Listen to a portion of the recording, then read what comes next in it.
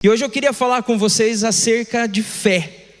A mensagem que Deus colocou no meu coração é sobre fé, tá?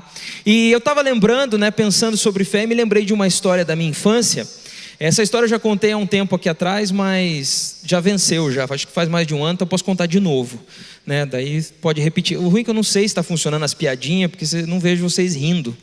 Complicado, Mas tudo bem, tratar a autoestima aqui, Vamos lá. Quando eu era criança, tinha um programa de TV, vou entregar a minha idade agora e você vai entregar a sua, que se chamava Clube do Hugo. Sabe aquele programa, Clube do Hugo? Era como se fosse um videogame pelo telefone, na época não era celular. Olha só, o negócio está complicando já.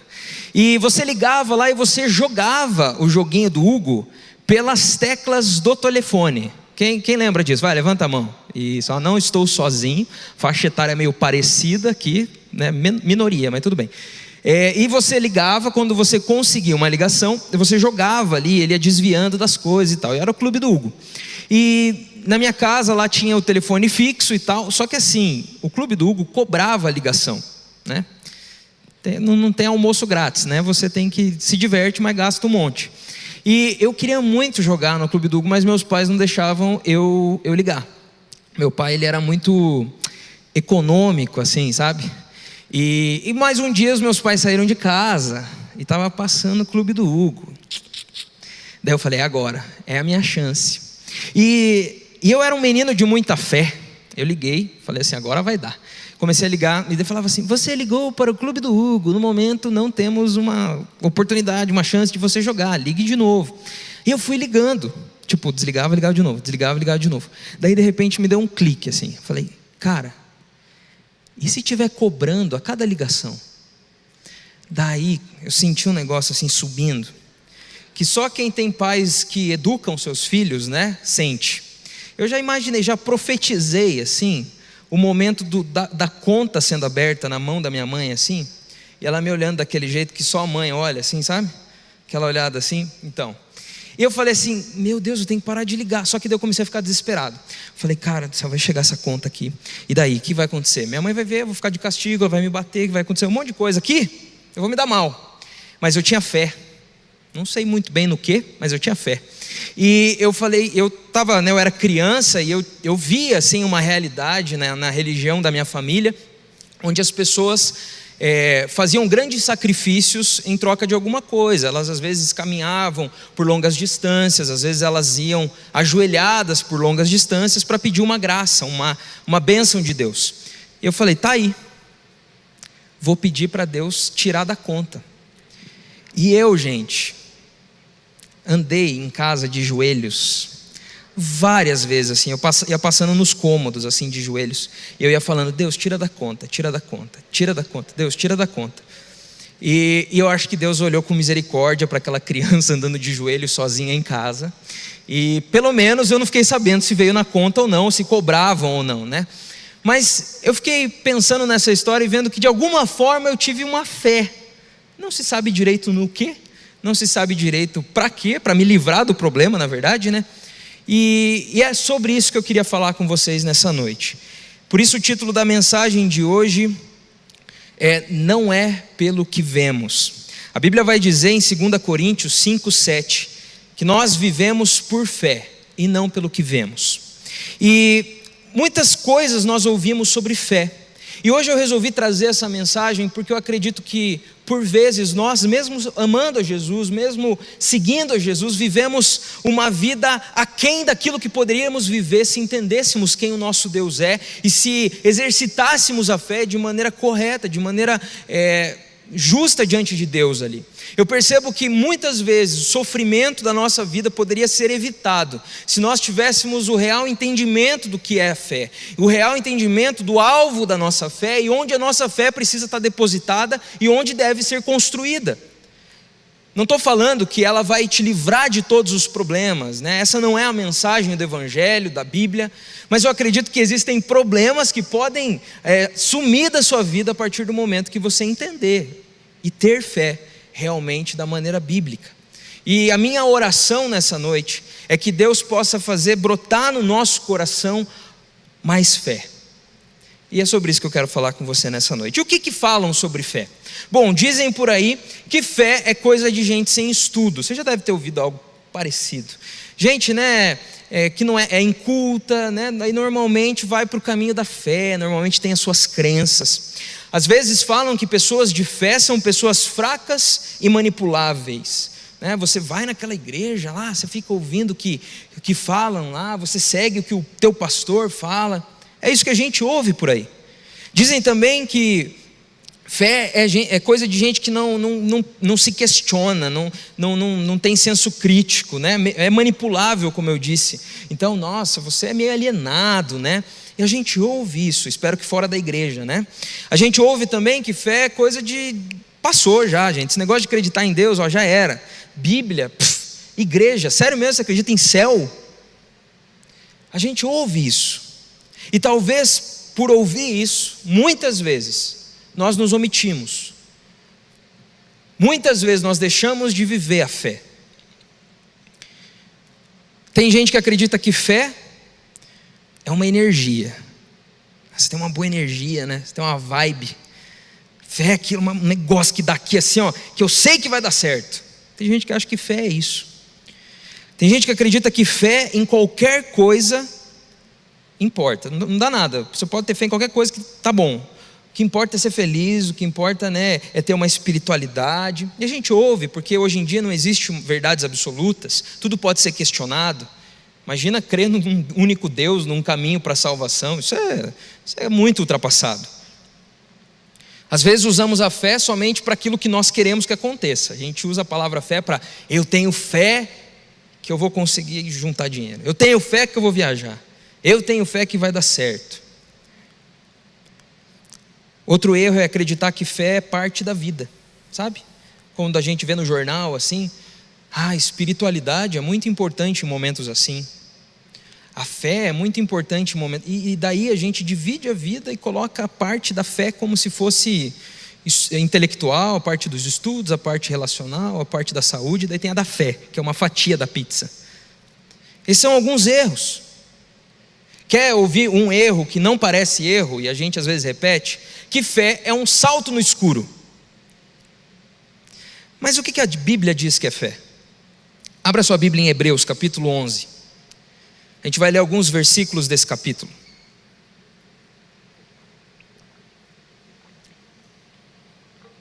Talvez você esteja se perguntando: poxa, pastor, mas vai falar de... Tá meio sério o assunto assim, né? Primeiro culto aí, presencial, né? Eu achei que ia ser um negócio mais alto astral. Gente, não tem nada mais alto astral do que essa mensagem de fé. Aguarde.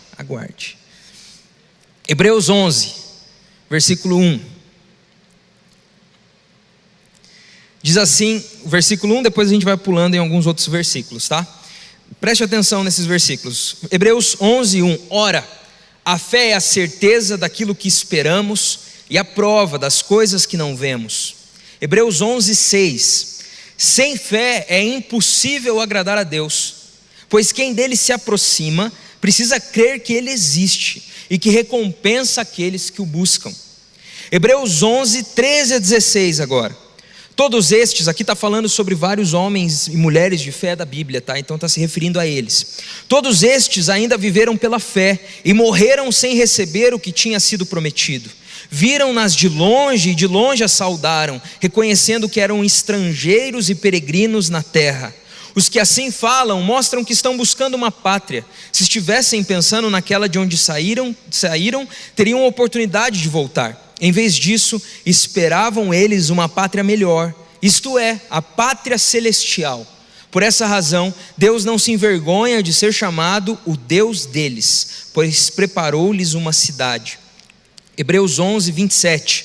Pela fé saiu do Egito, falando de Moisés, não temendo a ira do rei, e perseverou, porque via aquele que é invisível. A fé, a Bíblia vai dizer que é um dom, que é um presente.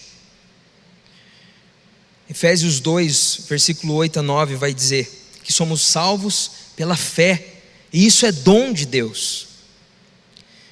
Mas a fé, ela não é um pulo no escuro, um salto no escuro, por quê? Porque ela é alicerçada, ela é construída sobre quem Deus é.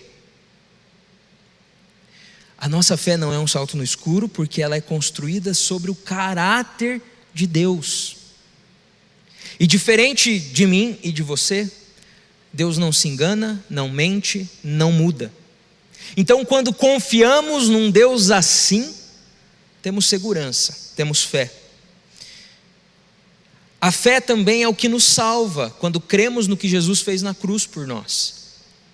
Se hoje podemos estar aqui e ter esperança, é porque Ele vive, e por isso cremos no amanhã. A fé precisa não ser só uma parte da sua vida, mas precisa ser o alicerce onde você constrói a sua vida. Porque vivemos por fé, e não pelo que vemos. E você quer um tempo mais propício para exercitar isso do que o tempo que estamos vivendo agora?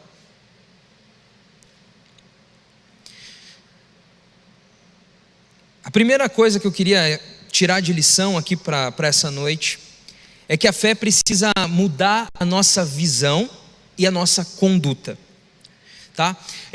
Não basta nós apenas crermos em Deus, não basta nós apenas virmos a um culto, fazermos parte de uma igreja e dizermos, eu creio em Deus. É necessário viver de acordo.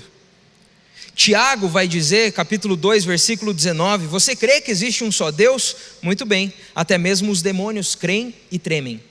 Tiago está dizendo aqui claramente que só crer não é o suficiente para aqueles que dizem ter fé em Deus. Fé não é só acreditar que existe, mas confiar, se entregar, depositar a vida, a esperança sobre esse Deus e sobre o caráter dele. E quando cremos nesse Deus, e quando confiamos nele, depositamos a nossa vida nele, sabe o que precisa mudar?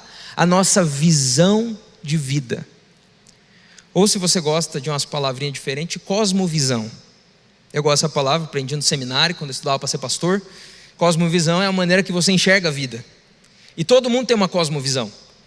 Você pode não ter conscientemente qual é a sua cosmovisão, mas você tem uma visão de mundo, uma visão da vida, dos relacionamentos, do futuro, de Deus, de mim.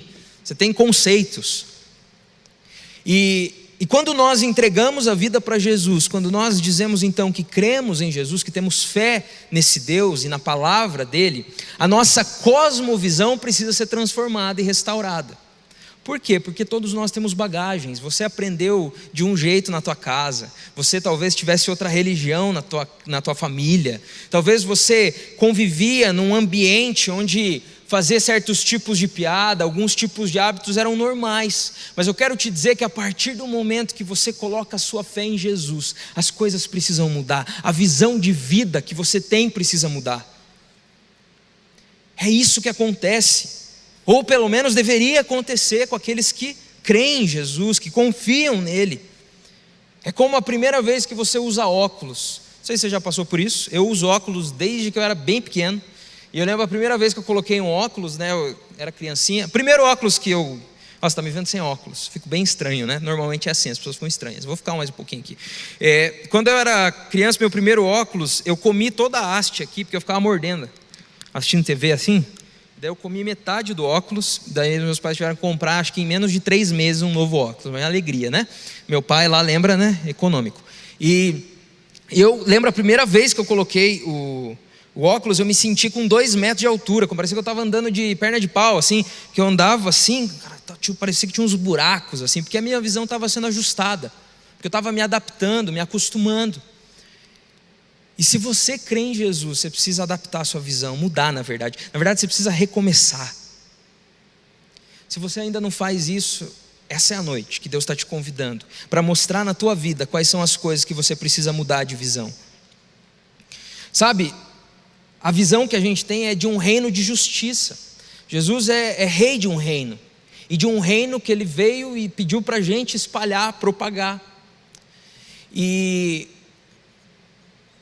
temos primeiro que viver os valores desse reino na nossa vida. Por isso, se você veio de uma família onde o machismo era algo normal, Quero te dizer que a cosmovisão do Evangelho e do Reino de Deus é outra. Você vai precisar mudar. Se o racismo faz parte da sua cosmovisão, das piadas, dos comentários, peça a Deus que mude a sua visão. E assim a gente começa a espalhar os valores do reino que o nosso mundo tanto precisa. É uma visão diferente, é um reino diferente, com mais compaixão, com mais amor. Mas calma, toma cuidado, para não colocar primeiro uma causa, porque essa causa tem que fluir do Evangelho. O problema é que, infelizmente, nós como igreja, eu falo nós, tá? Não vou ficar falando a igreja, é a gente aqui, a gente é a igreja. O problema é que às vezes a gente não vive o Evangelho completo, a gente não consegue, viver isso no dia a dia, nos relacionamentos, e por conta disso, daí a impressão que dá é que falta alguma coisa, que falta um complemento ideológico no Evangelho. Mas eu quero dizer que o Evangelho é uma mensagem que salva, transforma. Não importa quem você seja, não importa como você chega, não precisa de complemento, a gente tem que viver ele completo, com fé, nos valores desse reino, vivendo os valores desse reino, e a gente vai começar a ver as coisas serem transformadas nos nossos dias, no nosso mundo, no nosso meio de convívio. A fé também nos leva a enxergar o dia a dia como uma oportunidade de adoração a Deus. Isso aqui, cara, é muito legal, porque às vezes a gente acha que o relacionamento com Deus se resume a esses momentos sagrados, do culto, do momento de oração, de leitura da Bíblia lá, mas eu quero te dizer que um pai de família que gasta tempo, investe tempo ali com seus filhos, que ensina a palavra, que brinca, que conversa, que trata com respeito a esposa, com amor, ele está vivendo para a glória de Deus, e Deus recebe isso como adoração. Alguém que trabalha com afinco, com honestidade, com zelo, mesmo não sendo o seu próprio negócio, entendendo que aquilo é para a glória de Deus, está vivendo uma vida pela fé, baseada na fé. É isso que a Bíblia nos ensina, não é uma parte da tua vida, é a tua vida por completo. É nas amizades, é nos estudos, é no trabalho, é na maneira que você lida com as pessoas, é a maneira que você lida com o seu dinheiro. Hebreus capítulo 11, que a gente lê lá vários nomes dos heróis da fé. Eu achei muito interessante que um escritor chamado Walter Henriksen, acho que é isso, sei lá, diz assim, que naquela lista existia somente um clérigo, ele fala, que é o profeta Samuel. Daí tinha político, agricultor, empresário. Por quê? Você não precisa ser pastor para viver para a glória de Deus no seu trabalho. Você não precisa ser missionário. Você tem que viver pela fé. Tem que ser movido pela fé em Deus, em quem Ele é, no caráter dEle, no que a palavra dEle diz. É isso que nos move, é isso que nos leva a fazer o que a gente faz. A visão de mundo que você tem que ter, dos bens materiais, do conforto, tem que ser segundo o que a palavra de Deus diz. Reconhecendo que você é um estrangeiro, um peregrino nessa terra, que isso aqui não é a tua casa, não é teu lar, você está aqui de passagem, e você anseia pela pátria celestial. É isso que é fé ou não? Quando nós cremos na mensagem bíblica, naquilo que a palavra de Deus ensina a gente. Eu vou ser bem honesto, não creia pela metade. A Bíblia é uma mensagem única. Eu acho muito interessante a história de Billy Graham, porque em determinado momento diz que ele estava um pouco em crise com alguns textos da Bíblia. Olha só, viu? Billy Graham ficou em crise lá, fica tranquilo aí. E ele pegou e saiu para orar, colocou a Bíblia na frente e falou assim: Senhor, eu sei que não tem como eu viver o ministério, não tem como eu crer na mensagem da cruz, e não crê no resto do que essa palavra traz. Então hoje, eu aceito a Bíblia como a verdade, como o meu manual de fé e prática. Se você ainda tem problemas em enxergar a Bíblia como a palavra de Deus, como seu manual daquilo que você acredita e daquilo que você vive, peça a Deus hoje. Peça a Deus que te ajude nisso. O que eu estou querendo dizer aqui, gente? Estou querendo dizer que você pode viver uma vida muito melhor, plena de verdade. Só que você precisa ajustar a sua fé. Você precisa ajustar a sua visão de vida. Em consequência daí as suas ações. Por que infelizmente hoje a gente ouve tanta reclamação de crente? Porque crente não sei o quê. Porque infelizmente, parte da igreja, que somos nós, nunca se exclua quando você fala da igreja, tá? Você faz parte da igreja. Infelizmente, parte de nós não estamos vivendo a visão que a Bíblia nos dá, da vida, dos relacionamentos, de tudo. E não estamos tendo uma conduta de acordo. Mas em nome de Jesus isso vai mudar. Você quer que mude na sua vida? Você quer que mude ao seu redor? Você quer viver aquilo que Deus tem para a sua vida? Você vai precisar confiar. Como? Daí vem a pergunta: como que eu vou ter mais fé, pastor? Muito difícil, às vezes eu fico em crise, às vezes eu tenho dúvida. Fica tranquilo. Às vezes a gente tem a impressão que dúvida é o oposto, né, da fé. Na verdade, o oposto da fé é a incredulidade. Você não precisa ficar preocupado com as suas dúvidas. O problema é quando a gente alimenta as dúvidas longe de Deus. Quando a gente fica maquinando ali aquela dúvida e repensando, e conversa com um, conversa com o outro, mas não leva na presença de Deus. Eu gosto muito da história de um homem que trouxe o filho para Jesus curar. E Jesus fala assim: você crê? E aquele homem tem uma frase, guarda ela no teu coração, você passa por momentos assim. Ele olha para Jesus e fala: eu acredito, mas me ajuda na minha incredulidade. O que ele estava dizendo? Olha, eu acredito, mas assim, mais ou menos. Não é tanto assim, não sei se vai dar boa. É muito bonito isso, gente. Deus não se assusta com as suas dúvidas, mas apresente elas ao Senhor. Agora tem gente que tem dúvida porque lê a Bíblia uma vez no mês, né? Aí é contigo. Aí você vai ter que dar uma repensada, né? Aí você vai ter que talvez fazer os nossos cursos online da jornada. Não sei se você sabe, tem gente que só faz o discipulado, né? É batizado e beleza, estou aqui de boa, agora só vou no culto. Não, gente, você tem muito mais para aprender. Todos temos. E você pode entrar num site chamado ajornada.com.br. Olha a propaganda, mas é de graça, então é propaganda boa. Você entra lá, é o site da nossa igreja, uma plataforma de estudos online da Bíblia. Tem uma linha de ensino bíblico aqui na igreja. E às vezes a gente entra em crise, em parafuso, porque a gente nunca se mexeu para ir numa escola bíblica. Você não está guardando a sua fé, como Paulo diz. A gente precisa fazer por onde? A gente precisa orar mais.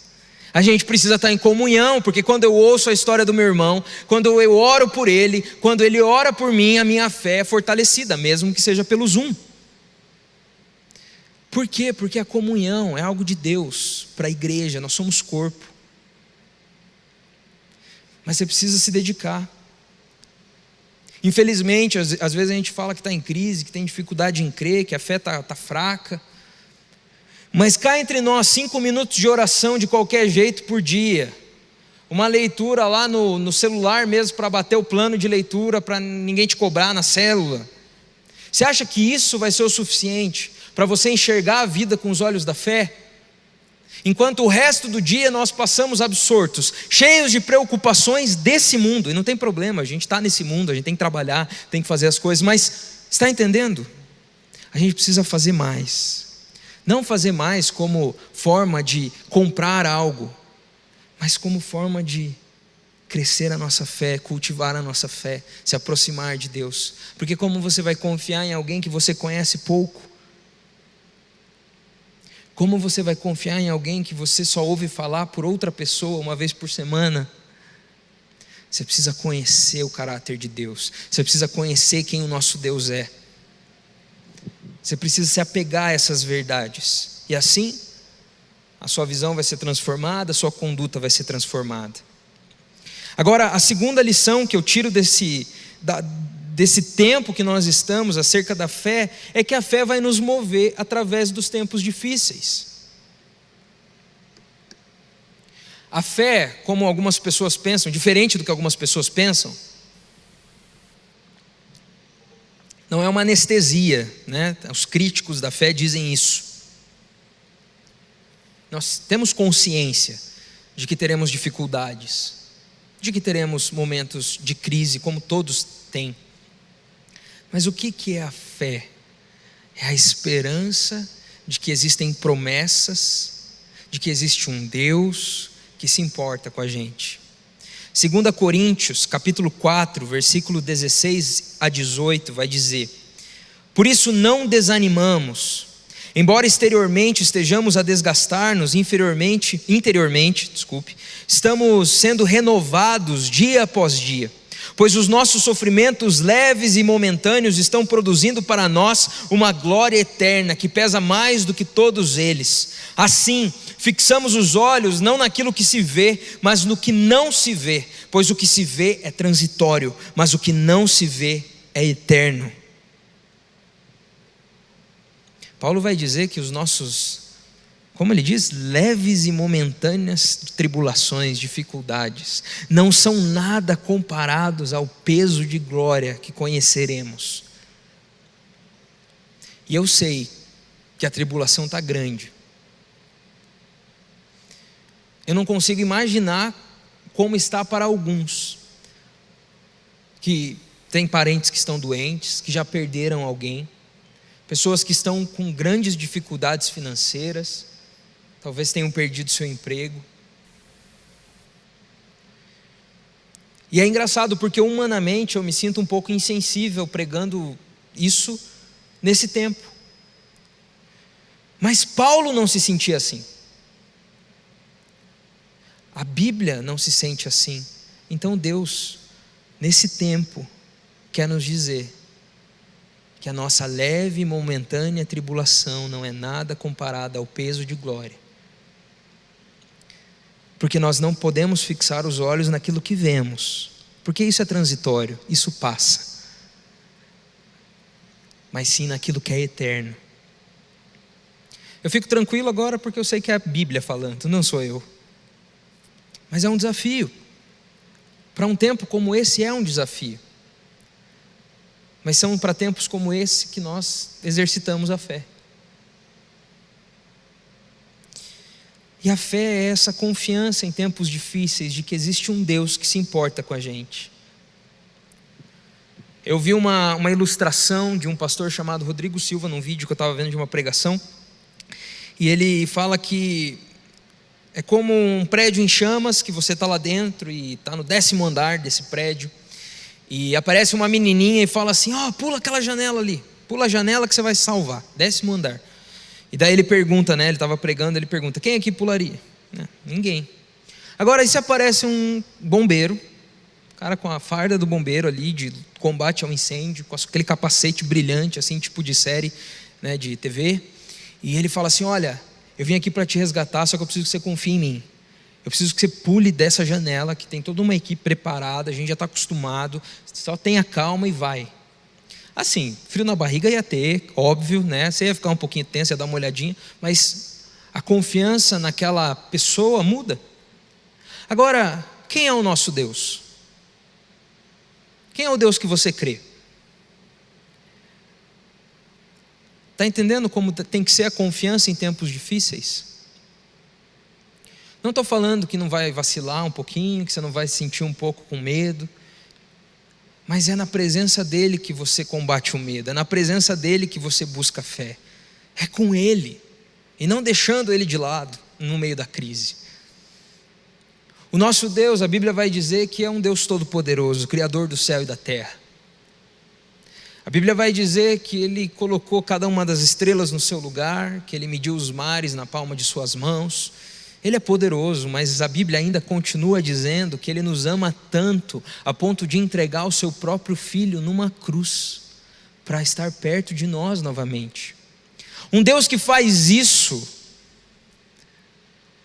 com certeza você pode confiar. Será que um Deus que faz isso não vai cuidar de você?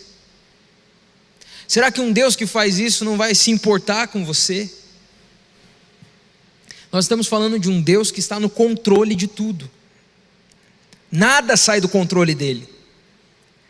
Estamos falando de um Deus que te ama. Se fosse um Deus que está no controle, mas não gosta muito da gente, é uma coisa. Agora Ele ama a gente. O negócio aqui então tem a ver com a gente. Talvez tenha a ver com o seu coração. Você tem dificuldade em confiar.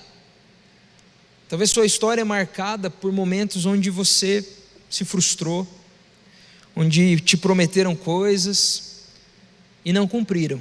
Mas lembre-se, o nosso Deus é santo e nele você pode confiar. O nosso Deus, quando promete algo, já é realidade, porque suas promessas não mudam.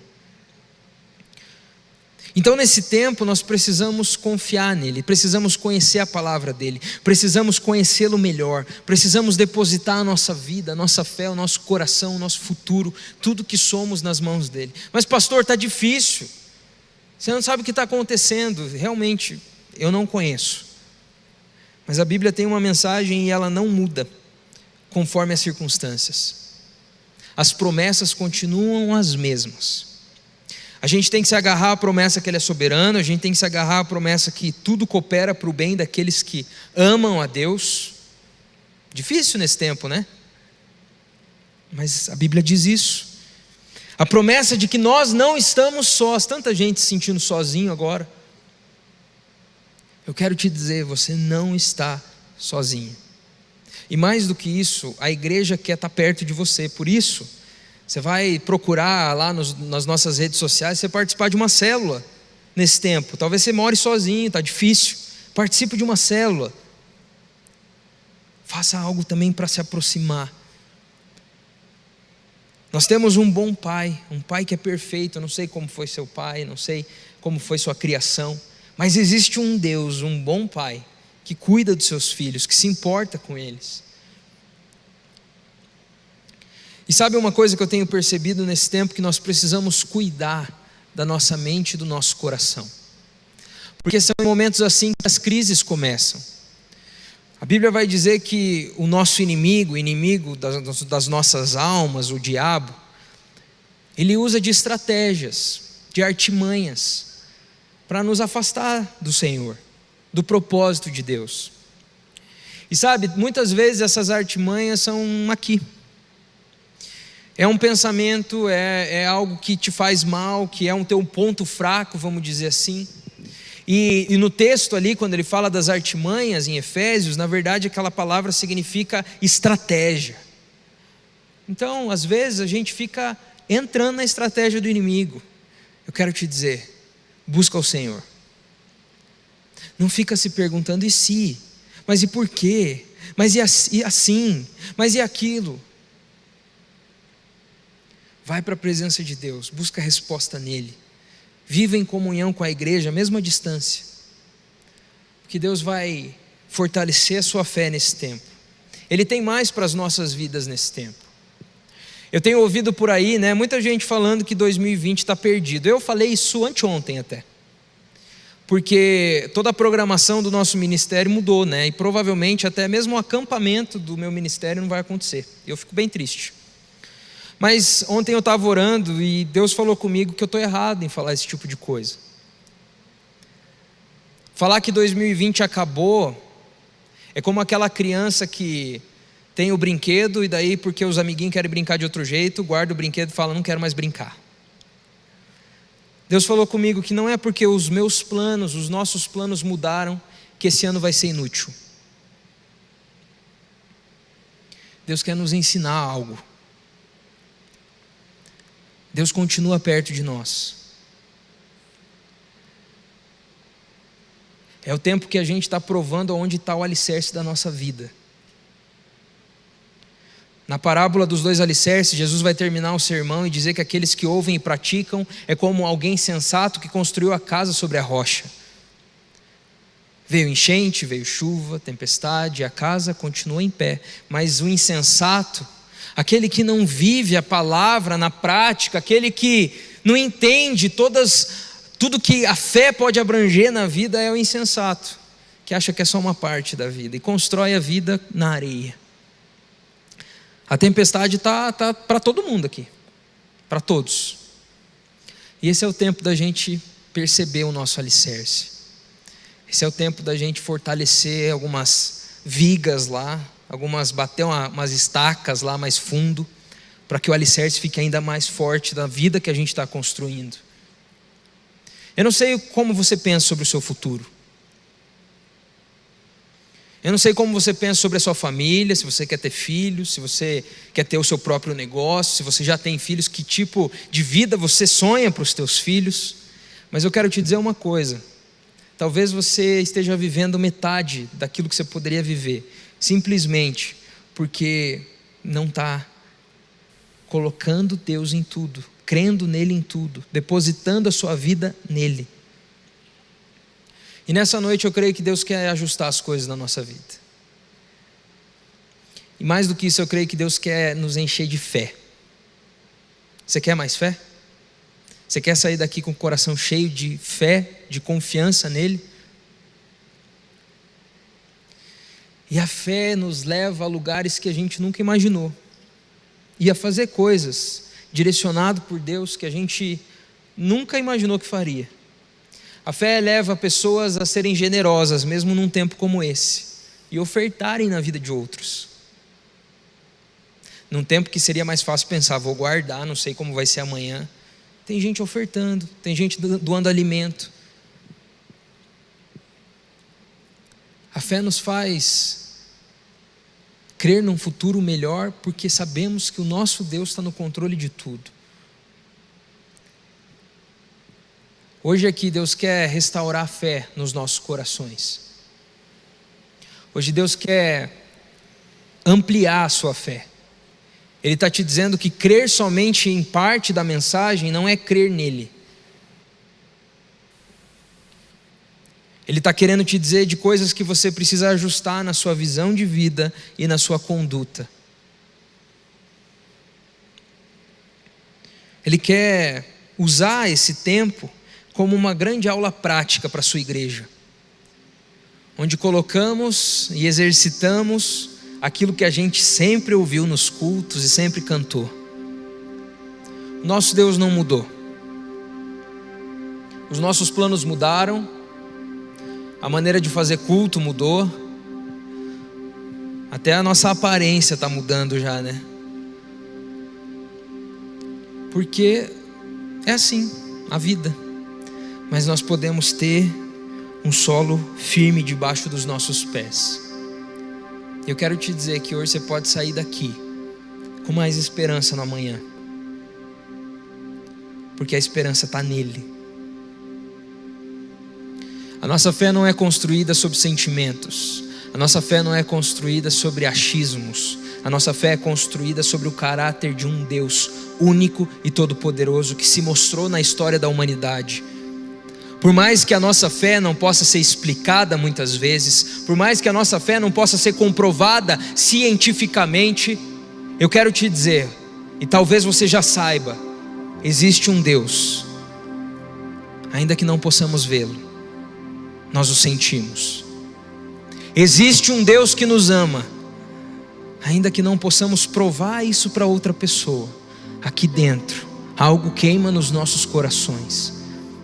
E nessa noite eu creio que Deus quer levantar a sua igreja para mais do que simplesmente crer, fazer.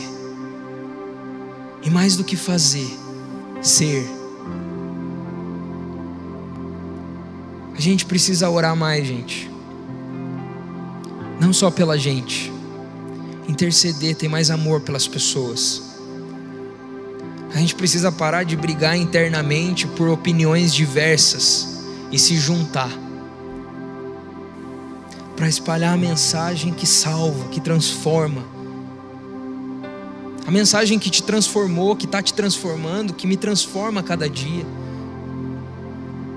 Esse é o tempo da igreja olhar para o lugar certo, para as coisas que são eternas e não para o transitório.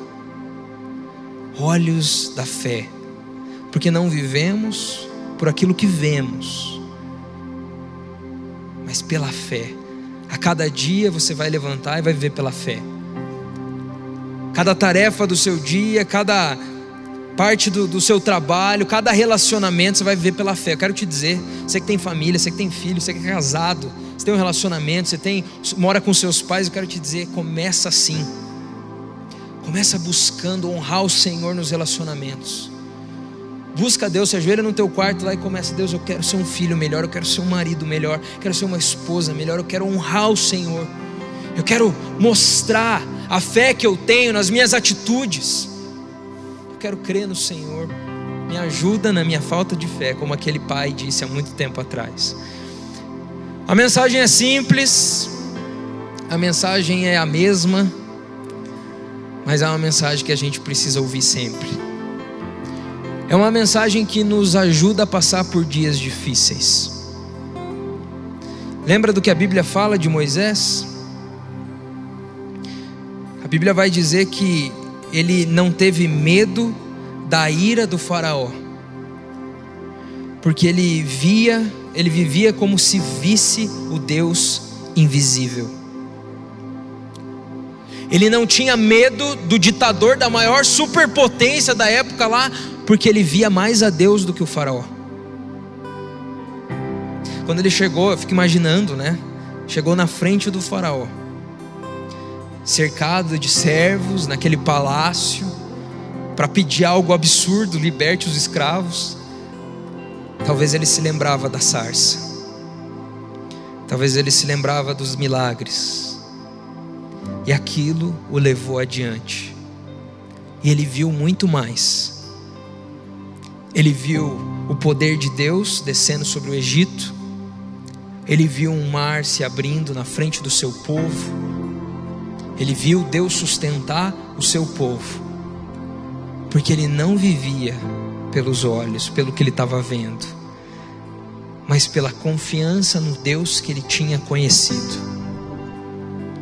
Se nessa noite você quer pedir a Deus que ajuste a sua visão de vida, enquanto eu falava, você percebeu que tem coisas na maneira que você vive que precisam ser ajustadas. Eu quero te convidar para orar hoje. Se enquanto eu pregava aqui você percebeu que precisa de mais fé, tamo junto. A gente vai orar por isso. Deus vai aumentar a nossa fé. Se enquanto eu falava aqui você percebeu que precisa começar a testemunhar mais para as pessoas ao seu redor, porque não existe maior evidência de que você as ama do que compartilhar aquilo que Deus está fazendo na sua vida. A gente vai orar junto por isso. Esse é o tempo da igreja ser luz. Esse é o tempo da igreja ser o farol, num tempo tão escuro como o qual vivemos agora. É o tempo de você amar as pessoas, de colocar o interesse do próximo acima do seu. Mais do que nunca, esse já é um mandamento, mas mais do que nunca.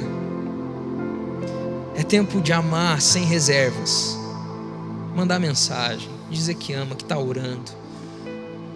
Ter tempo de qualidade com aqueles que você pode ali, ou via videochamada. É tempo da gente viver, gente, a liberdade que encontramos em Jesus e na fé que temos nele.